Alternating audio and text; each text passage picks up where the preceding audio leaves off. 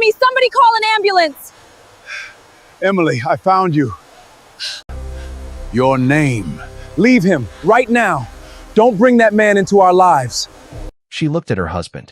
Rain ran down his tailored coat and dripped off his jaw. And for 1 second, before he composed his face into something calm and reasonable, she saw something else there. Not disgust, not impatience, fear. Somewhere across the city, in an office with a locked cabinet no one was supposed to open, a truth had been sleeping for 30 years. It was about to wake up. Emily had grown up believing her father was a man who walked away. That was the story she was handed as a child. The story repeated at every holiday table by relatives who exchanged tight glances whenever his name came up. Samuel Brooks left. Samuel Brooks chose himself. Samuel Brooks was not worth grieving. She built a life anyway. She became one of Atlanta's most sought-after interior designers, the kind of woman clients trusted with their most personal spaces because she noticed the details other people missed. She noticed things. It was the reason she noticed the collapsed man on the sidewalk when 300 other guests walked past him toward their cars. She paid for the ambulance herself, out of her own account, while Daniel stood under the awning making calls about a closing scheduled for Monday. In the emergency room, under fluorescent lights that made everyone look half dead, a nurse cut away the old man's soaked jacket and found a thin silver pendant against his chest. Emily's breath caught. She reached into her purse with shaking hands and pulled out a matching half, the one piece of jewelry she had kept from her mother's things after the funeral. 2 broken halves of the same small compass, engraved on the back with initials that had never made sense to her until this exact moment. The old man's eyes found hers again. "Little bird," he whispered. "That's what I used to call you. Because you never sat still." No one had called her that in 30 years. No one alive knew that word existed. She sat down hard in the plastic chair beside his bed and did not move for 3 hours.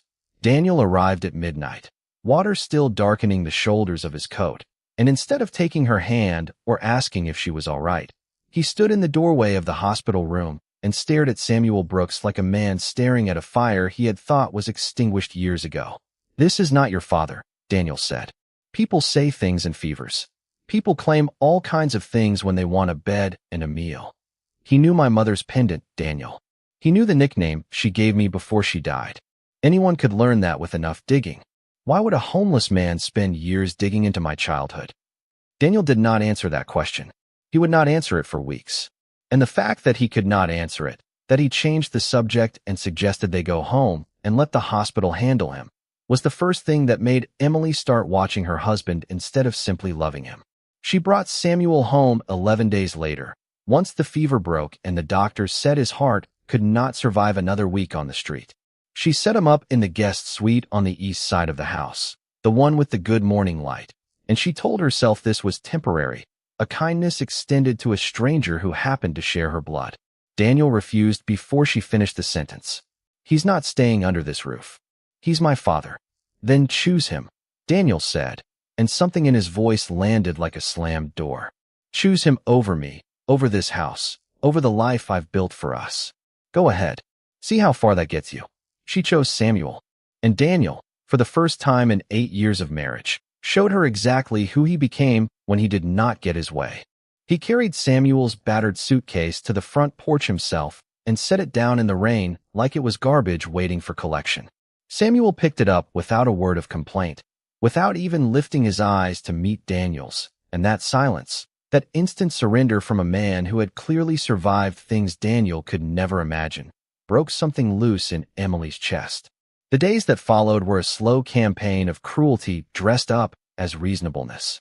Daniel told the housekeeper not to speak with the man in the guest suite. He changed the code to the front gate and did not give Samuel the new one, so that the old man had to wait on the porch in the cold until someone remembered to let him in. He told 2 neighbors, in a tone soft with manufactured concern, that his wife had taken in a mentally unstable stranger and that they should keep their children away from the property. At dinner one evening, the housekeeper set 3 plates on the table out of habit. Daniel picked up the 3rd plate himself, carried it to the kitchen, and came back empty-handed. "He can eat later," Daniel said, sitting down as though nothing had happened. Samuel, standing in the doorway, simply nodded and said he wasn't very hungry anyway. He said it gently, like he was trying to make things easier for everyone else in the room. That gentleness, that instinct to apologize for his own existence, hurt Emily more than any cruelty Daniel could have shouted at her directly. "You don't have to apologize for being here," she told her father later, sitting on the edge of his bed while rain traced patterns down the window. "I've been apologizing for 30 years, Emily.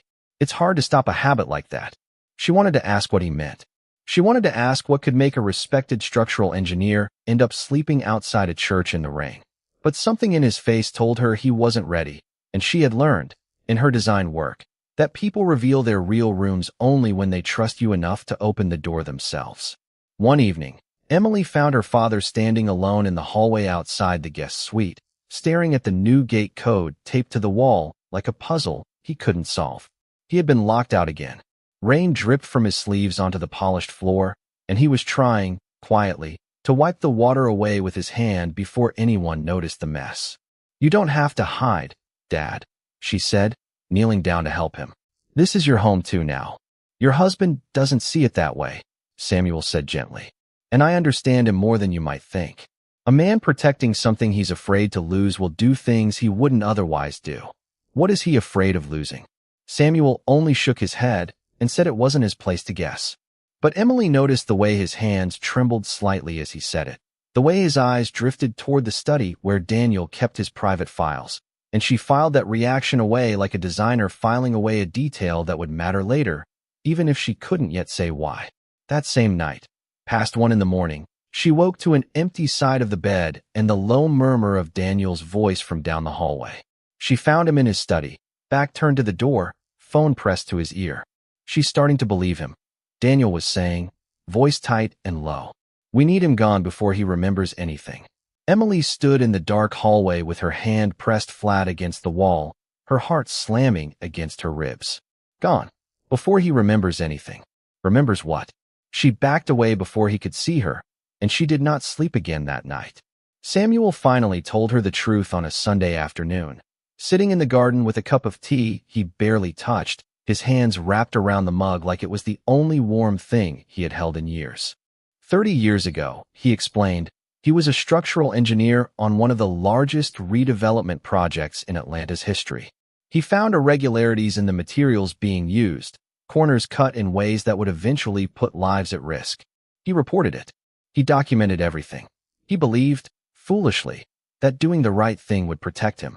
Instead, within a month, he was accused of embezzlement. Falsified records appeared with his signature on them. His reputation collapsed overnight. His employer dropped him. Old colleagues stopped returning his calls. His wife, exhausted and frightened and pressured by people with far more resources than a disgraced engineer, believed the story everyone else believed, and she took Emily and disappeared into a new life with relatives who made sure Samuel could never trace them. He searched anyway. For 30 years, every lead ended in a locked door. He reached into the inner pocket of the same worn jacket he had been wearing the night Emily found him, and he pulled out a bundle of envelopes held together with a rubber gone brittle with age. "One for every birthday," he said. "I never mailed them. I never knew where to send them. But I wrote them anyway, because I needed you to exist somewhere, even if it was only on paper." 30 unopened letters. 30 years of a father talking to a daughter who could not hear him. Emily read the first one with shaking hands, and could not finish the second before the tears made the ink blur beyond reading. "Why didn't you ever go to the police?" she asked, wiping her face with the back of her hand. "If you knew you were innocent, why didn't you fight harder?" "I fought for 2 years, Samuel said, and his voice cracked on the word fought. "I hired a lawyer with the last of my savings. I sat in rooms with men who smiled at me and told me the evidence was clear when I knew, that evidence had been built to bury me. Fighting a lie backed by real money is like fighting the tide, Emily. Eventually you stop swimming and you just try to survive. So you gave up. I gave up on clearing my name. I never gave up on you." He tapped the bundle of letters gently. "Every year, on your birthday, I would sit down wherever I was staying, and I would write to you like you were sitting across the table from me. I told you about the weather. I told you about a bird I used to watch outside a shelter window.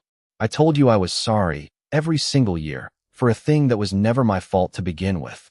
Emily pressed the letters against her chest, feeling the weight of 30 birthdays she had celebrated without him. 30 birthdays he had spent writing to a daughter who didn't know he existed. "I hated you," she whispered. "For years, I hated a man I never even met." "I know," Samuel said softly. "And I forgive you for something you never needed forgiving for. You were lied to by people who loved you and thought they were protecting you. I was lied about by people who never loved anyone but themselves." Across the garden, framed in the study window, Daniel watched the whole scene unfold. His face did not show sympathy.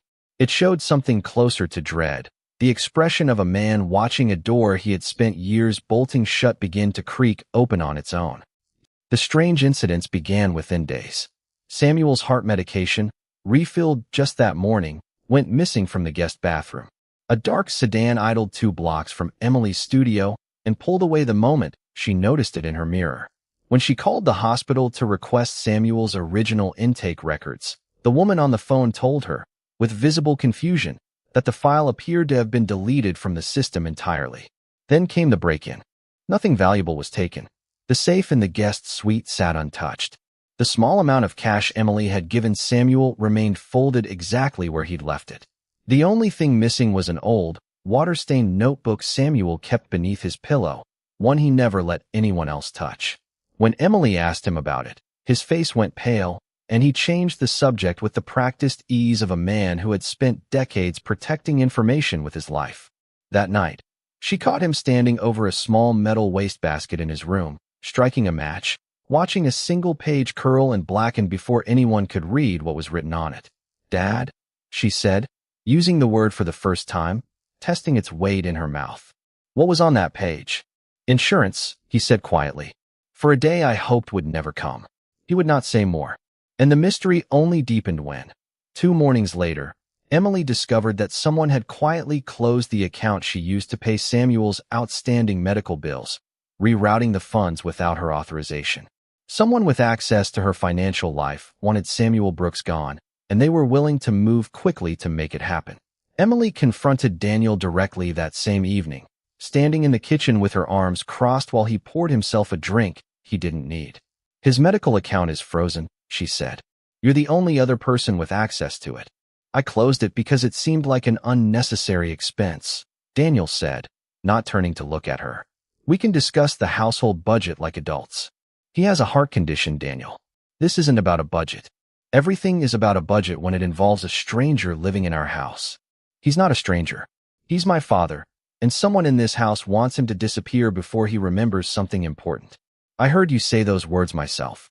For the first time, Daniel turned to face her fully, and something flickered across his expression that looked almost like panic before he smoothed it back into practiced calm. "You're exhausted," he said. "You're not thinking clearly. Taking in a man off the street has clouded your judgment, and frankly, it's starting to worry me." "Don't," Emily said quietly. "Don't you dare turn this around and make me sound unstable. I know what I heard." She walked away before he could answer, because she understood, standing in that kitchen, that her husband had just tried something new. He was no longer simply hiding a secret. He was starting to build a story in which she was the one who couldn't be trusted, and that realization frightened her more than any locked cabinet ever could. Grace called 2 days later, her voice tight with urgency, explaining that someone matching Daniel's description had visited the archive office where decades of old construction records were stored, asking questions about a file that had supposedly been destroyed in a fire years earlier. The timing was impossible to ignore. Grace Walker arrived on a Thursday morning, unannounced, carrying a leather folder thick with decades-old documents and an expression that suggested she had been waiting 30 years for this exact moment. She had worked alongside Samuel on the redevelopment project, back when they were both young and believed the truth mattered more than convenience. She recognized him the second she stepped into the living room, and she crossed the space and took both his hands in hers like she was confirming he was real. "I looked for you for years," Grace said. "After what happened, I thought they'd buried you along with the story." "They tried," Samuel said. Grace opened her folder on the coffee table and spread out photographs yellowed with age. Blueprints, old company newsletters, and one photograph in particular showing a group of engineers standing in front of a half-finished tower, Samuel among them, smiling, unaware of what was coming. Standing beside him in that photograph was a younger version of a face Emily recognized immediately, because she had seen an older version of it every single day for 8 years. Daniel's father. Emily's stomach dropped.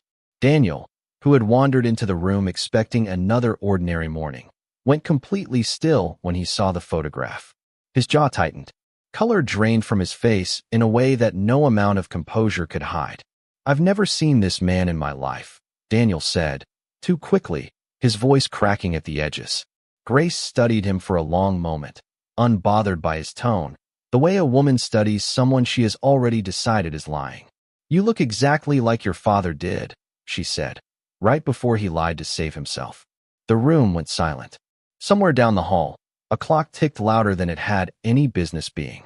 Emily's mind raced backward through 8 years of marriage, through every story Daniel had ever told her about how his family fortune began. A visionary father, a single bold investment, a real estate empire built from nothing but ambition and good timing. She had never once questioned where the land had come from. Now she could not stop questioning it. Grace stayed for dinner that night, and over a meal no one truly touched, she filled in the parts of the story Samuel had never been able to bring himself to say aloud. "Your father-in-law didn't act alone," Grace said, looking directly at Emily. "There were 3 men on that project who understood exactly what Samuel had found. 2 of them are dead now. One of them built a real estate empire that stretches across half the city." "You're certain?" Emily said. "It wasn't really a question. I kept my own copies of everything for 30 years, Grace said. "I was young enough to be afraid back then. I'm not afraid anymore." Daniel excused himself from the table before dessert, claiming a headache, and Emily watched him disappear down the hallway toward his study with a tightness in her chest that told her exactly where this was heading.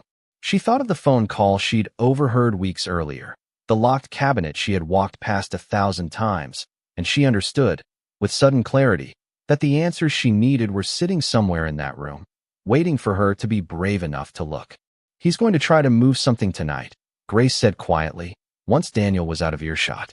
"Men like him always do, once they realize the walls are closing in. If there's anything left to find, you need to find it before he does." Emily nodded, already rising from the table, her heart pounding with a mixture of fear and something close to determination. Whatever waited behind that locked door, she was finally ready to see it. That night, while Daniel slept, Emily slipped into his private office and stood in front of a locked cabinet she had walked past 1,000 times without a second thought. She found the spare key exactly where their old housekeeper had once mentioned it lived, tucked behind a framed photograph on the shelf, and her hands trembled as she turned it in the lock. Inside were boxes labeled in faded marker. "Brooks case." She pulled the lid off the first box and found newspaper clippings from 30 years ago, articles accusing Samuel Brooks of embezzlement, articles that had destroyed a man's entire life. Beneath them sat internal memos, records of payments made to a journalist, records of falsified documents created and filed under Samuel's signature by someone else's hand entirely. Bribery, fabrication, a calculated destruction, planned and executed by men who understood exactly how much a ruined reputation was worth in dollars. Samuel had never stolen a single cent. Daniel's father had framed him, buried the truth, and built an empire on land that should have belonged to the project Samuel had tried to protect. And Daniel knew. He had always known. Samuel was never a threat to Daniel's future. Samuel was the living proof of Daniel's past. Emily sat on the floor of that office at 2 a.m, surrounded by 30 years of documented betrayal, and she finally understood the phone call she'd overheard weeks earlier. Daniel had not been protecting his family from a stranger's lies. He had been protecting his family from the truth walking back into his life, wearing a torn jacket and carrying nothing but the story he never stopped believing. Emily spent the following 2 weeks planning something she told Daniel was simply a charity gala, a celebration of the forgotten builders who had shaped Atlanta's skyline decades ago. Daniel approved the guest list without reading it closely. He approved the budget without asking a single question. He believed, right up until the final hour, that this was another ordinary evening designed to strengthen his standing among the city's wealthiest families. He had no idea his wife had spent 2 weeks quietly gathering evidence, contacting former colleagues of Samuel's who had never forgotten the truth, and coordinating with Grace to bring 3 former construction workers willing to speak publicly for the first time in 30 years. The ballroom filled with the same kind of people who had once walked past a collapsed man on a rainy sidewalk without slowing their pace. Chandeliers threw soft gold light across round tables set with far too much silverware. Daniel stood near the stage in a tailored suit, champagne in hand, greeting guests with the easy confidence of a man who believed the night belonged to him. Emily took the microphone at exactly the moment she had planned. "Tonight, we honor the builders this city forgot," she said, her voice steady despite the pounding of her own heart. "One of them is sitting in this room right now." She turned toward the side entrance, and Samuel Brooks walked into the ballroom for the first time in his life, dressed not in a torn jacket, but in a simple gray suit Emily had bought him herself. He walked slowly, his shoulders straighter than she had ever seen them, and the room fell into a silence so complete that the clink of a single dropped fork echoed across the marble floor. The screens around the ballroom lit up with archived footage, decades-old news clips, photographs from the original project. Grace stepped up beside Emily and laid out the original documents on a table positioned directly beneath the largest screen. One by one, 3 former workers stood and spoke about the man who had tried to warn them, the man who had lost everything for telling the truth. Daniel's face had gone the color of the tablecloths. "Emily," he said, moving toward the stage, his voice low and urgent. "This isn't the time or the place." "It's exactly the time," she said, "and exactly the place. You're humiliating our family in front of everyone we know." "No," Emily said, turning the microphone slightly so her voice carried into every corner of the room. "Your family humiliated an innocent man 30 years ago, and tonight, this city finally gets to hear about it." Daniel lunged toward the table where the documents were displayed, reaching for the papers as though tearing them apart could somehow undo what everyone in that room had already witnessed on the screens above their heads. Emily stepped in front of him, calm in a way that surprised even her. "Every document has already been copied," she said. 3 attorneys have originals. A journalist has originals. Destroying these changes nothing except how you look while you try." Daniel's hand dropped to his side. For the first time since she had known him, Emily watched her husband understand, in real time, that he had already lost. "You planned this," he said, his voice barely above a whisper now, all the polish gone from it. "You planned this whole night against me." "I planned this night for him," Emily said, gesturing toward Samuel, who stood quietly at the edge of the stage watching the two of them with an expression somewhere between sorrow and pride. "Everything else is simply the truth catching up to you. My father is dead. He can't defend himself. Your father built an empire on another man's ruined life," Emily said. "The least you could do tonight is stop defending him too." A guest near the front stood, an older man Emily recognized as one of the original investors in her father's old project. His voice shook with decades of buried anger as he addressed the room. "I lost my pension when that company collapsed the narrative around Samuel Brooks," he said. "I always wondered why the real story never made it out. Now I know exactly why." Another voice rose from a different table, then another, guests who had quietly known pieces of the story for years but never had the proof or the courage to say it aloud. The room that had once been silent now filled with a low current of recognition, decades of suspicion finally finding somewhere to land. Daniel looked around at the faces turning away from him one by one. People who had shaken his hand at countless galas now studying him like he was a stranger they had just met for the first time. Justice always arrives eventually. Samuel walked slowly to the microphone Emily offered him, and the room, still silent, waited for a man who had spent 30 years being disbelieved to finally speak his own truth in front of witnesses. 30 years ago, Samuel began, his voice rough but steady. "I made a choice that cost me everything I had built. I don't regret it. I would make that same choice again tomorrow." He looked out across the ballroom, and his eyes settled on Daniel, who stood frozen near the edge of the stage. "There's something else this room doesn't know," Samuel continued. "Years before any of this happened, a young engineer nearly died on a construction site when a support beam gave way without warning. I was the man standing closest to him. I pulled him out from underneath falling steel with my bare hands, and I never once thought about whether it was worth the risk to my own life." A murmur moved through the crowd. "That young engineer," Samuel said quietly, "was Daniel's father." Gasps rippled outward across the tables. Daniel's expression cracked completely. years of careful composure collapsing into something raw and unguarded. I saved his life, Samuel said, and years later, he destroyed mine to protect a fortune he never should have had. I share this not for sympathy and not for revenge. I share it because kindness doesn't always return quickly, but truth always finds its way home eventually, even when it takes 30 years and a rainy sidewalk to get there. The room absorbed his words in complete silence. Somewhere near the back, someone began to clap, slowly at first, and then the applause spread across the ballroom like a wave no one could stop. Daniel stood alone near the stage, surrounded by hundreds of people who now understood exactly what his family's empire had been built upon. He looked at Emily, searching her face for some trace of the woman who had once loved him without question. She held his gaze, and for a moment, something almost like grief passed across her features. Not for the marriage, for the man she had once believed him to be. You had a chance to make this right, she said quietly, just for him. You chose to protect a lie instead. Daniel had no answer for that. He turned and walked out of the ballroom alone, past hundreds of eyes that no longer saw a respected developer, but a man finally standing in the truth he had spent his whole life running from. In the weeks that followed, Samuel's name was formally cleared in a public statement issued by the very company that had once destroyed him. The city held a small ceremony honoring his original engineering work, the same work that had once protected countless lives before anyone tried to bury his name along with his career. Local reporters who had spent 30 years never questioning the official story now scrambled to correct the record. Daniel lost far more than a marriage. Business partners quietly withdrew. Investors who had once competed for his attention stopped returning his calls. The empire built on a stolen foundation began, slowly and publicly, to crumble under the weight of its own history.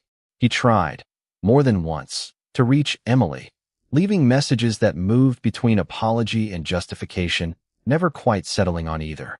She listened to none of them past the first 10 seconds. Emily moved into a smaller home on the quiet side of the city, one with good morning light in every room, and she made sure the guest suite always belonged to her father. Samuel's health remained fragile, the years on the street having taken more from his body than either of them liked to admit, but he spent his final months surrounded by warmth instead of silence, dignity instead of apology. Every evening, they sat together in the small garden behind the house, and some nights he told her stories about her childhood she had never known, small moments preserved perfectly in a memory that refused to let her go even during the 30 years he could not find her. She kept his birthday letters in a wooden box on her nightstand, all 30 of them now finally opened and read, ink faded but words still perfectly clear. On nights when she doubted whether love could survive real hardship, she would take one out and read it slowly, remembering the father who spent 3 decades searching for a daughter he refused to let go of, even when every door in the world closed in his face. One quiet evening, sitting together beneath the string lights she had hung along the garden fence, Samuel took her hand and asked the question she had been waiting for him to ask since the night she found him. Do you regret stopping that night? In the rain? Emily thought about the version of herself who might have kept walking, the version who never noticed the fever or the pendant or the nickname whispered by a stranger who turned out to be everything she had lost. I regret every year I didn't know you, she said. I don't regret a single second since. Samuel smiled, and for a moment the years seemed to lift from his face entirely. Your mother would have stopped too, he said. It's where you get it from. She never could walk past someone who needed help, even when it cost her something. Emily held on to that thought the way she held on to the letters, turning it over in her mind whenever the ache of everything Daniel had taken from her threatened to rise back to the surface. She had lost a marriage built on a lie. She had gained a father built on 30 years of a truth that refused to die quietly. She thought that was a fair trade, even on the hardest nights. The story of Emily Carter and Samuel Brooks never ended with revenge. Daniel lost his empire, his reputation, and the respect he had spent a lifetime trying to purchase with wealth instead of earn through character. But that was never the point of what happened in that ballroom, or in that hospital room, or on that rainy sidewalk where a stranger became a father again. The point was quieter than that. The point was truth, finally allowed to breathe after 30 years underground. Sometimes the poorest man in the room carries the richest truth, and sometimes the person begging you to abandon him has everything left to hide. Remember that the next time you walk past someone the world has decided to overlook, because you never really know whose story you're about to become part of. If a story like this stayed with you, that pull you just felt, the twist you didn't see coming, the ache in the reunion, the payoff in that ballroom, that's not an accident. It's a craft, and it's one I break down completely in my book, Script to Screen, the AI-assisted and original blueprint for writing viral stories that actually hit. It's everything I use to build stories like this one, from a blank page to a finished, scroll-stopping script. And once the story is written, the next challenge is making it look real. If you've ever tried generating AI characters and watched their face change in every single image, you know exactly why I wrote same face, every frame. The creator's playbook for consistent AI characters across Flow AI, Whisk, Midjourney, and beyond. It's the exact system I use to keep Emily, Daniel, Samuel, and Grace looking like themselves across all 70 scenes in this video. Both books are linked in the description below if you want to go deeper. Thank you for watching this one all the way through. Stories like Samuel's only get told because people like you stay for the ending. If you want more stories like this, subscribe, and I'll see you in the next one.